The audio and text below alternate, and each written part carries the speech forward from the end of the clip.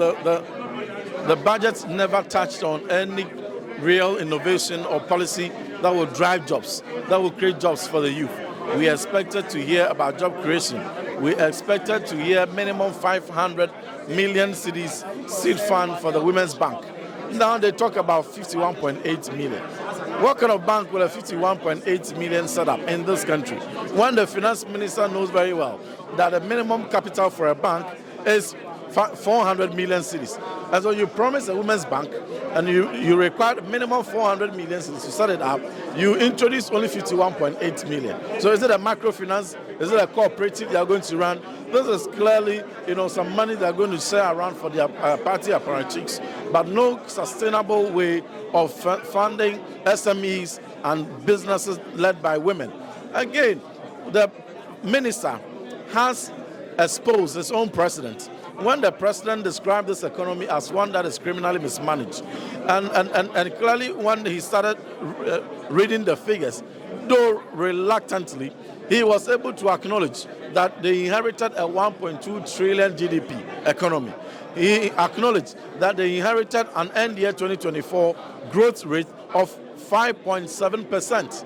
And so an economy that is sick, that is a crime scene, cannot produce 1.2 trillion GDP, cannot produce growth rate of 5.7%. Now, the minister also went on to expose this precedent by stating that they inherited $8.9 billion gross international reserve, equivalent to 4-month import cover.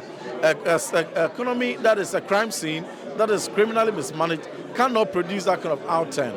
Then they were going to set targets. We expected that from 5.7% growth rate, they should move the country forward to minimum 6% target in growth rate. But they took us backwards with a target of 4%, from 5.7% to 4%.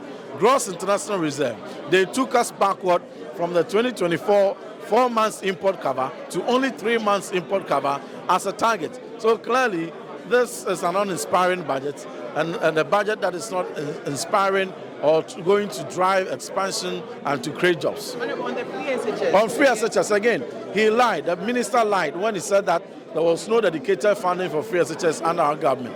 We particularly specifically finance free SHS from ABFA, goods and services. So ABFA, goods and services, was a funding source consistently where we finance free SHS. So when he was going to suggest a dedicated funding source, we thought that he was going to introduce an innovative financing. Then he talks about uncapping GET Fund. It's okay, GET Fund uncapping is good, but GET Fund is targeted at funding infrastructure.